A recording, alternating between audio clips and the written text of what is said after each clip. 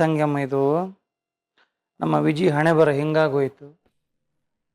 ಅವತ್ತೇ ಹೇಳ್ದೆ, ಆ ಗೀತಾ ಮನೆ ಬಿಟ್ಟು ತೊಲಗದ ಮೇಲೆ ಅವಳ ಜೊತೆ ಕಾಂಟ್ಯಾಕ್ಟ್ ಇಟ್ಕೊಳ್ಳೋದು ತಪ್ಪು ಅಂತ. ನೀನ್ ಯಾಕೋ ವಿಜಯ್ ಅವಳಿಗೆ ಕಾಲ್ ಮಾಡೋದಕ್ಕೆ ಹೋದೆ? ಇದು ಅಣ್ಣ ಕೊಟ್ಟ ಐಡಿಯಾನಾ? ಏ ಏನು ಹೇಳ್ತಿದ್ಯಾ ತಂಗ್ಯವ? ಅಯ್ಯಪ್ಪ, ನನಗೂ ಇದಕ್ಕೂ ಸಂಬಂಧನೇ ಇಲ್ಲ. ನಾನು ನನ್ನ ಪಾಡಿಗೆ ಸೈಡಲ್ಲಿದ್ದೆ. ನನ್ನ ಮೇಲೆ ಯಾಕೆ ಆರೋಪಿಸ್ತೀಯ? ಅದನ್ನ ಹಾಗೆ ಮಾಡ್ಕೊಂಡು ಈ ಪುಣ್ಯಾತ್ಮನೆ. ನನಗೇನ್ ಗೊತ್ತಿತ್ತು ಮಾಮ, ಗೀತಾ ಫೋನ್ ಕಾಲ್ ಇಟ್ಕೊಂಡು ವಿಷಯ ಈ ರೀತಿ ತಿರುಗಿಸ್ತಾಳೆ ಅಂತ. ಅವಳು ಕಿಲಾಡಿ ಪುಣ್ಯಾತ್ಮ. ಅವಳ ಮೇಲೆ ನೀನು ಏನೇ ಬಿಸಾಕಿದ್ರು ಛಂಗ್ ಅಂತ ಎದ್ದು ನಿಲ್ತಾಳ ಅವಳು. ನೀನು ಸೆಗಣಿ ಬಿಸಾಕು, ಸಾರಿಸ್ಕೊತಾಳೆ. ಬೈಗಳು ಬಿಸಾಕು, ಬಾಡಿಸ್ಕೊತಾಳೆ. ನಗು ಬಿಸಾಕು, ನೆಂಚ್ಕೊತಾಳೆ. ಏನಾದ್ರೂ ಪ್ಲಾನ್ ಮಾಡು, ಪಂಚ್ ಕೊಡ್ತಾಳೆ. ಅವಳನ್ನ ಹೊಗಳು ಬೇಡ. ಅಲ್ಲವ, ಸದ್ಯಕ್ಕೆ ನನಗೆ ಅರ್ಥ ಆಗದೆ ಇರೋದು ಒಂದೇ, ಯಾವಾಗ್ಲೂ ಸತ್ಯದ ಪರವಾಗಿ ನಿಲ್ಲೋ ಆ ಗೀತಾ ಇವತ್ತು ಮಾತ್ರ ಸುಳ್ಳಿನ ಪರವಾಗಿ ಯಾಕೆ ನಿಂತ್ಲು ಅಂತ ನನಗೆ ಗೊತ್ತಾಗ್ತಿಲ್ಲ. ಅಷ್ಟೇ ಅಲ್ಲ, ಯಾವಾಗ್ಲೂ ಎದುರ್ಸ್ ನಿಲ್ಲೋಳು ಪುಸುಕ್ಕಂತ ನನ್ನ ಕಾಲಿಗೆ ಬಿದ್ದು ಕ್ಷಮೆ ಕೇಳ್ತಾಳೆ ಅಂತ ನಾನು ಅಂದ್ಕೊಂಡೇ ಇರ್ಲಿಲ್ಲ. ಅದೆಲ್ಲ ಅವಳ ನಾಟಕ ಅಮ್ಮ. ಹೇಗಾದ್ರೂ ಮಾಡಿ ಈ ಮನೆಗೆ ಸೇರ್ಬೇಕು ಅನ್ನೋ ದಾರಿಲಿ ಅವಳು ಮಾಡಿದ ಡ್ರಾಮಾ ಇದು.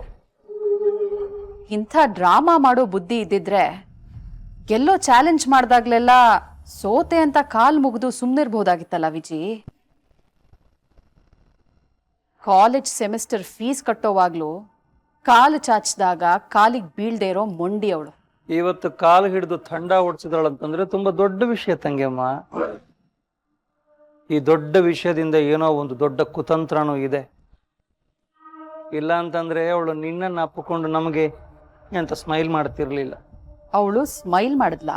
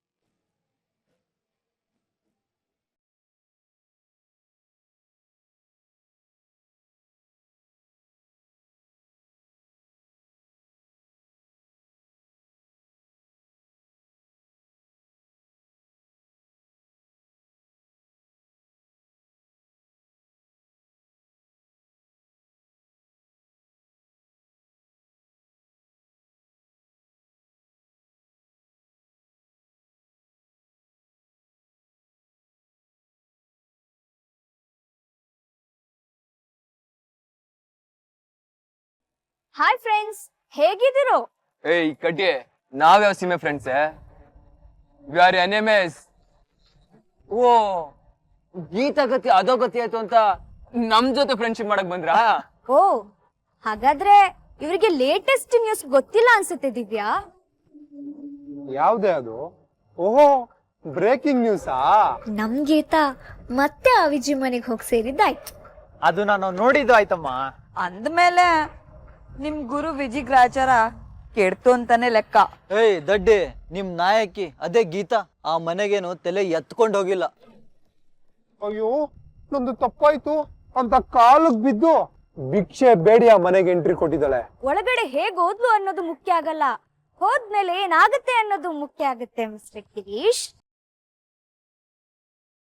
ಹಾವು ಮನೆಗ್ ಸೇರಿದ್ಮೇಲೆ ಕಚ್ಚದೇ ಇರುತ್ತಾ? ಮೇಡಮ್ ಅವರೇ, ಸೇಫ್ ಅಂದ್ಕೊಂಡು ಹಾವು ಹುತ್ತಾ ಸೇರ್ತಾವನೋ ಭ್ರಮನ ಬಿಟ್ಟಾಕಿ ಮೇಡಮ್. ಯಾಕಂದ್ರೆ ಗೀತಾ ಅಲ್ದ ಇಲ್ಲಿ ವಿಷಕಾರೋ ಕಾಳ ಸರ್ಪ ನಮ್ ವಿಜಿ. ಬೇಡ ಸಿಟಿ, ಸರ್ಪಕ್ಕೆ ಕಂಪೇರ್ ಮಾಡಿ ನಿಮ್ ನಾಯಕನ್ ಮರ್ಯಾದೆ ಯಾಕೆ ತೆಗಿತೀರಾ? ಫಸ್ಟ್ ನೈಟ್ ಅಲ್ಲಿ ಅದೇ ಹಾವಿನ ಭಯಕ್ಕೆ ರಾತ್ರಿ ಎಲ್ಲ ನಿದ್ದೆ ಮಾಡ್ದೆ. ವಿಜಿ ಮೂಲಿಗೆ ಸೇರಿದ್ನಲ್ಲ, ಆ ಕತೆ ನಮ್ಗೇನ್ ಗೊತ್ತಿಲ್ವಾ? ಏಯ್,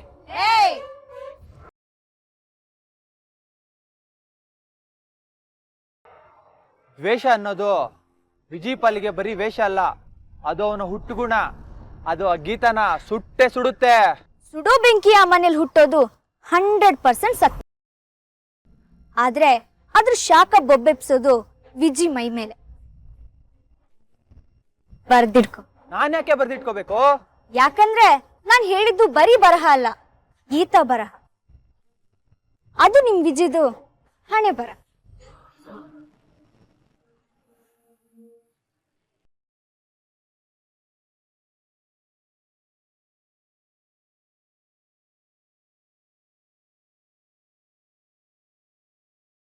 ಯಜಮಾನ, ಅವತ್ ನನ್ನ ಅಡ್ಗೆ ಕಾಂಟ್ರಾಕ್ಟ್ ನ ಕ್ಯಾನ್ಸಲ್ ಮಾಡಿ ಅಯ್ಯೋ ಫೀಸ್ ಕಟ್ಟೋ ಅವಕಾಶ ತಪ್ಪೋಯ್ತಲ್ಲ ಅಂತ ಯೋಚನೆ ಮಾಡ್ತಾ ಕೂತ್ರೆ ನೀನ್ ಇದೇ ರೀತಿ ಮೌತ್ ಆರ್ಗನ್ನ ನುಡ್ಸ್ಕೊಂಬಂದೆ ಅಲ್ವಾ?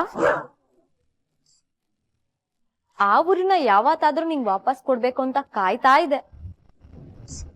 ಇವತ್ ಆ ಅವಕಾಶ ಬಂತು. ಥ್ಯಾಂಕ್ಸ್ ಯಜಮಾನ್ರೆ.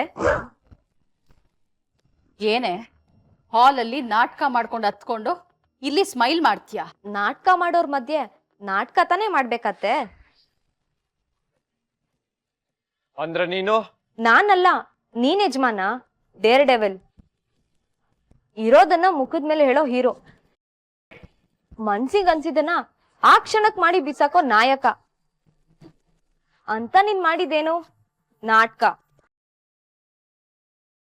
ನಮ್ ಮನೆಗೋಗಿ ಕಣ್ಣೀರಿಟ್ಟು ನಮ್ಮ ಅಪ್ಪ ಅಮ್ಮ ನನ್ನ ತೌರಿ ಕರಿ ಹಾಗೆ ಮಾಡಿ ನಾನು ಇಲ್ಲಿಂದ ಹೋದ ತಕ್ಷಣ ನನ್ನ ಹೆಂಡತಿ ನನ್ನ ಬಿಟ್ಟೋದ್ಲು ಅಂತ ಪ್ರೆಸ್ ಅವ್ರ ಮುಂದೆ ಪ್ರೆಸ್ ಮಾಡಿ ಹೇಳೋ ಕಲಾಕಾರ ಬುದ್ಧಿ ನಿನ್ನ ಒಳಗಡೆ ಇದೆ ಅಂತ ನನಗೆ ಗೊತ್ತಿರ್ಲಿಲ್ಲ.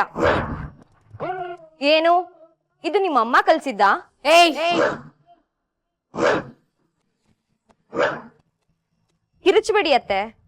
ನಾನ್ ವಾಪಸ್ ಬಂದಾಯ್ತು. ಇನ್ಮೇಲೆ ಎಲ್ಲಾ ಬಂದ್.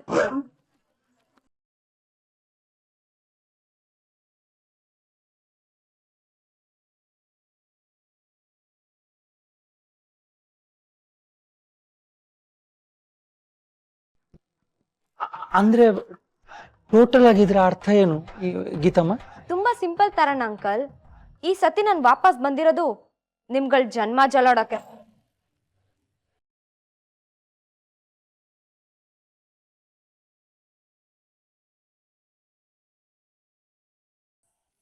ಜಾಲಾಡೋದು ಅಂದ್ರೆ ಗೊತ್ತಲ್ಲ, ಬಟ್ಟೆ ನೆನ್ಸಿ ಎತ್ತೆತ್ ಹೋಗ್ದು ಬ್ರಷ್ ಹಾಕಿ ಉಜ್ಜಿ ಇಂಡಿ ಕಸ್ಕಿ ಕೊನೆಲ್ ನೀರಲ್ಲಿ ಆಡ್ಸಿ ಸಾಕಪ್ಪ ಶಿವನೇ ಎಲ್ಲಾ ಕೊಳೆ ಹೋಯ್ತು ಅಂತ ಬಟ್ಟೆ ಅಂದಾಗ ಅದನ್ನ ಕಂಬಿ ಮೇಲೆ ಹಾಕೋದು. ಹಾಗಾದ್ರೆ ನಾವು ಕೊಳೆ ಅಂಟಿರೋ ಬಟ್ಟೆಗಳು ಆಚೆ ಹೋಗಿ ಮನ್ಸುಗಳು. ಅದನ್ನ ಹೊಗ್ದು ಅದ ಮಾಡಕ್ಕೆ ಮತ್ತೆ ನಾನು ವಾಪಸ್ ಬಂದಿದ್ದೀನಿ. ಆಡೋ ಆಟದಲ್ಲಿ ಒಬ್ರೇ ಗೆಲ್ತಾ ಇದ್ರೆ ಮಜಾ ಇರೋಲ್ಲ ಅನ್ನೋ ಕಾರಣಕ್ಕೆ ಆ ದೇವ್ರು ಒಂದ್ಸತಿ ನನ್ನ ಸೋಲ್ಸಿರೋದು. ಆದ್ರೆ ಆ ಸೋಲು ನೀವು ಬಯಸಿದ ರಿಸಲ್ಟ್ ಕೊಡ್ಲಿಲ್ಲ. ಈ ಮನೆಯಿಂದ ಆಚೆ ಹೋಗಿದ್ದು ತಾತ್ಕಾಲಿಕ ಅಂದ್ಮೇಲೆ ಈಗ ಮತ್ತೆ ವಾಪಸ್ ಬಂದ್ ನಿಮ್ ಮುಂದೆ ನಿಂತಿದ್ದೀನಿ ಅಂದ್ರೆ ಗೆಲುವು ನಂದೇ ತಾನೇ.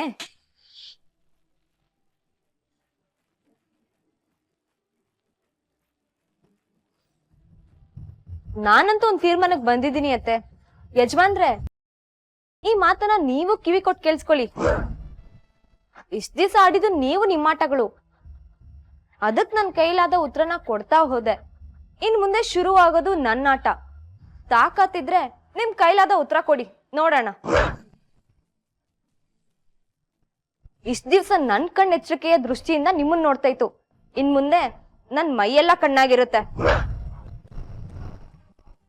ಯಾಕಂದ್ರೆ ಮತ್ತೆ ನಾನ್ ನಿಮ್ಮನೆಗ್ ವಾಪಸ್ ಬಂದಿದ್ದು ನಿಮ್ಗಳಿಗೆ ಸರಿಯಾದ ಪಾಠ ಕಲ್ಸಕ್ಕೆ. ಪ್ಲೇಟ್ ಉಲ್ಟಾ ಮಾಡಕ್ ನನಗೂ ಬರುತ್ತೆ, ಅಂಡರ್ಲೈನ್ ಮಾಡ್ಕೊಳ್ಳಿ. ಇನ್ನು ನನ್ ಗುರಿ ಒಂದೇ, ನಿಮ್ ಜನ್ಮ ಜಾಲಾಡೋದು. ದಿನಕ್ಕೊಂದ್ ಶಾಕ್ ಆದಿರುತ್ತೆ. ಪ್ರತಿ ರುಚಿ ಹೊಸ ರುಚಿ. ಇದು ನಾನ್ ಮಾಡೋ ಬದುಕು ಅಡಿಗೆ, ತಿನ್ನೋರ್ ನೀವೇ. ಬದುಕು ನನಗೆ, ನಡಕ ನಿಮಗೆ. ಕಾಯ್ತಾ ಇರಿ. Show begins from tomorrow. ನಾಳೆಯಿಂದ ಸಿನಿಮಾ ಶುರು.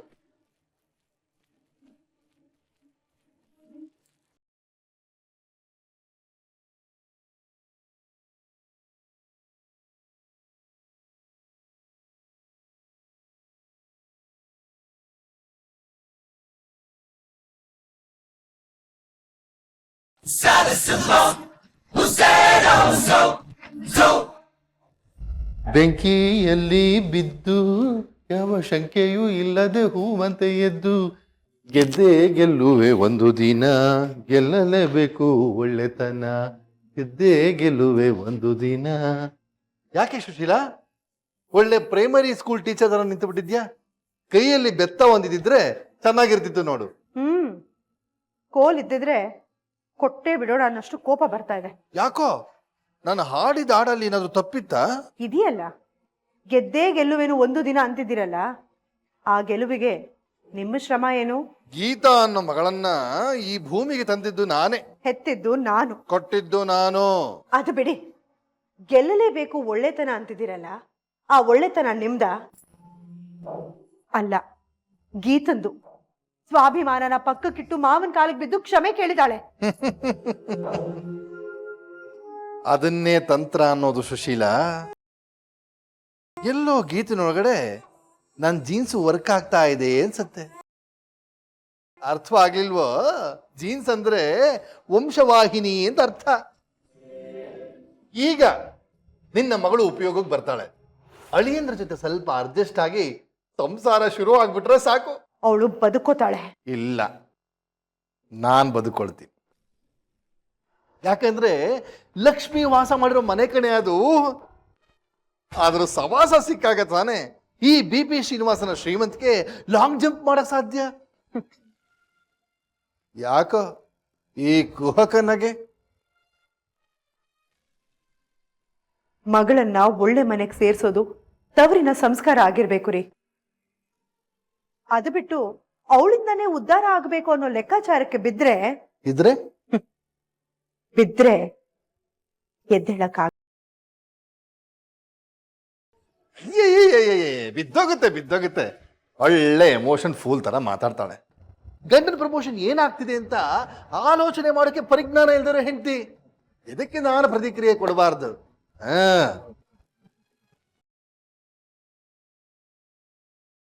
ಆನಂದದ ಆಕಳಿಕೆ ಬರ್ತಾ ಇದೆ ಅಂದ್ರೆ ಮನಸ್ಸಿಗೆ ನೆಮ್ಮದಿ ಇದೆ ಅಂತ ಅರ್ಥ.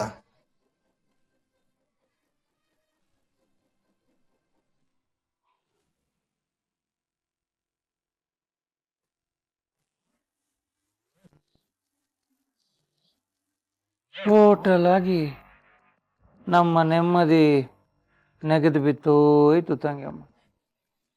ನಮ್ಮ ಪ್ಲಾನನ್ನೆಲ್ಲ ಕೆಡಿಸಿ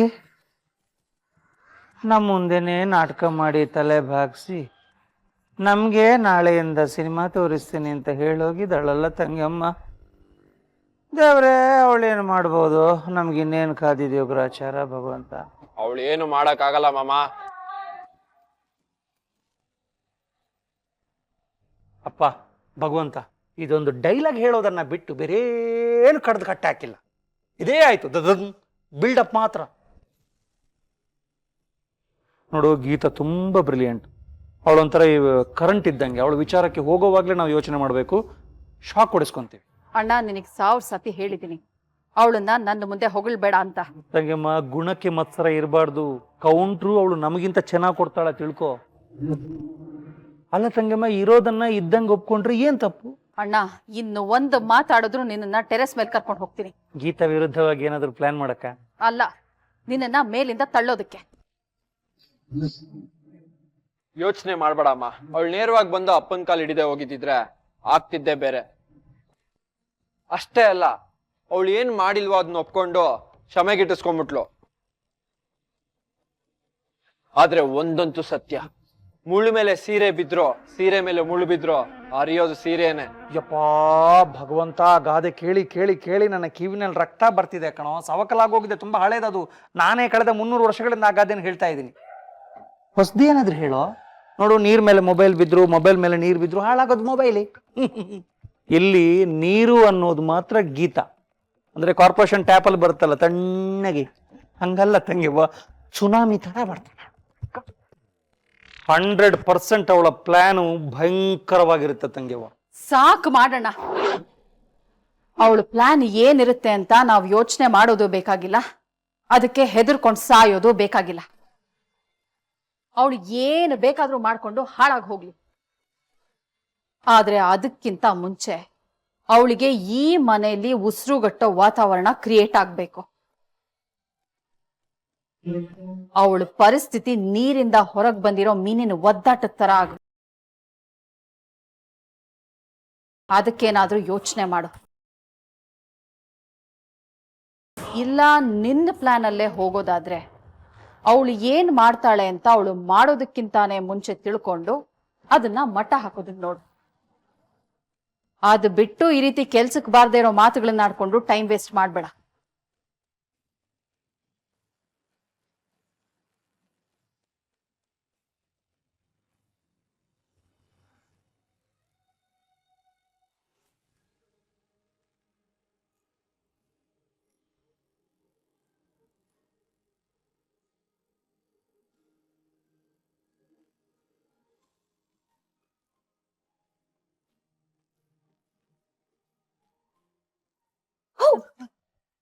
ಶ್ರುತಿ, ಏ? ಕಿರಣ್, ಅಲ್ಲ ಅದಕ್ಕೆ ಇಷ್ಟೆಲ್ಲ ಡಿಸ್ಟರ್ಬೆನ್ಸ್ ಇದ್ರು ನೀವ್ ಕಾಲೇಜ್ ಟೆಕ್ಸ್ಟ್ ಬುಕ್ ಓದ್ತಾ ಇದ್ದೀರಲ್ಲ, ಓದ್ಲೇಬೇಕಲ್ವಾ ಶ್ರುತಿ?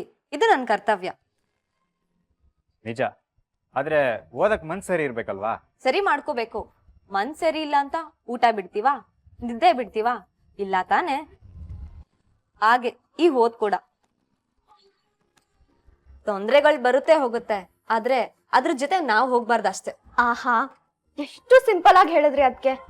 ಆದ್ರೆ ಇಷ್ಟು ಸಹಜವಾಗಿ ಹೇಗ್ ಬದುಕೋದು? ನಮ್ಮಿಬ್ರಿಗೂ ಭಯ ಆಗೋಗಿತ್ತು. ಅಣ್ಣ ಮಾಡಿದ ಕುತಂತ್ರಕ್ಕೆ ನೀವು ಬಲಿಯಾಗಿ ಎಲ್ಲಿ ಈ ಮನೆಗೆ ಬರ್ದೇ ಹೋಗ್ತೀರೇನೋ ಅಂತ. ಬಂದು ಒಳ್ಳೇದ್ ಮಾಡಿದ್ರಿ. ಇದೆಲ್ಲ ಇವ್ರ ಕುತಂತ್ರಗಳು. ಆದ್ರೆ ಎಲ್ಲೋ ಒಂದ್ ಕಡೆ ನೀವ್ ಮಾಡ್ದೇ ಇರೋ ತಪ್ಪನ ಮಾಡ್ದೆ ಅಂತ ಒಪ್ಕೊಳ್ಳೋ ಹಾಗಾಯ್ತಲ್ಲ, ಅದೇ ನೋವು. ಅದಕ್ಕೆ ಯಾಕೆ ನೋವು? ಇಷ್ಟಕ್ಕೂ ಕುತಂತ್ರಕ್ಕೆ ಇನ್ನೊಂದು ಉತ್ತರ ಯಾವ್ದು ಹೇಳು? ತಂತ್ರ. ಆ ತಂತ್ರ ಮತ್ತೆ ನನ್ನ ಈ ಮನೆಗೆ ಕರ್ಕೊಂಡ್ ಬಂದ್ ಬಿಟ್ಟು ಹೋಗಿದೆ. ಹಾಗಂತ ಇವ್ ಸುಮ್ನೆ ಕೂರಲ್ಲ ಅದಕ್ಕೆ. ನಾನು ಅಷ್ಟೇ ಕಿರಣ್. ಹಾಗಂತ ನಿಮ್ ಜೀವನ ಹೀಗೆ ನಡೀತಾ ಹೋಗ್ಬೇಕಾ? ಅದಕ್ಕೊಂದು ನೆಮ್ಮದಿ ಅನ್ನೋದಿಲ್ವಾ? ಬದುಕಿನ ಪಯಣದಲ್ಲಿ ಪ್ರತಿಯೊಬ್ರು ನಡಿಬೇಕು.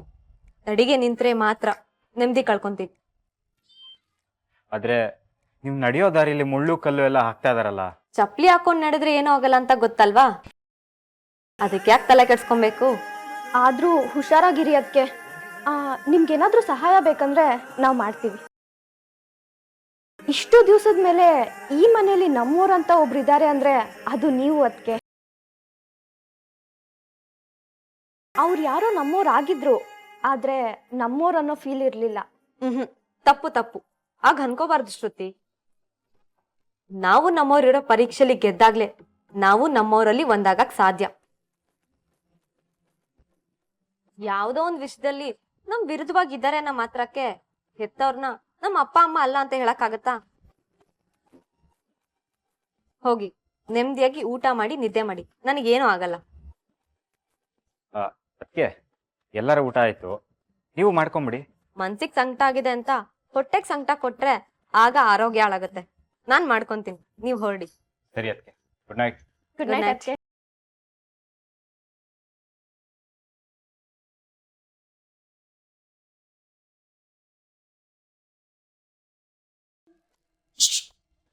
ಏನಣ್ಣ? ಹೇಳ್ತೀನಿ. ಏನಾಯ್ತು ಅಂತ ಹೇಳು. ಏನಾಯ್ತು ಅಲ್ಲ, ಏನ್ ಮಾಡ್ಬೇಕು ಅಂತ ಕೇಳು. ಕೇಳ್ಬೇಡ, ಅಲ್ಲೇ ಹೇಳ್ತೀನಿ. ಬಾ ಬಾ.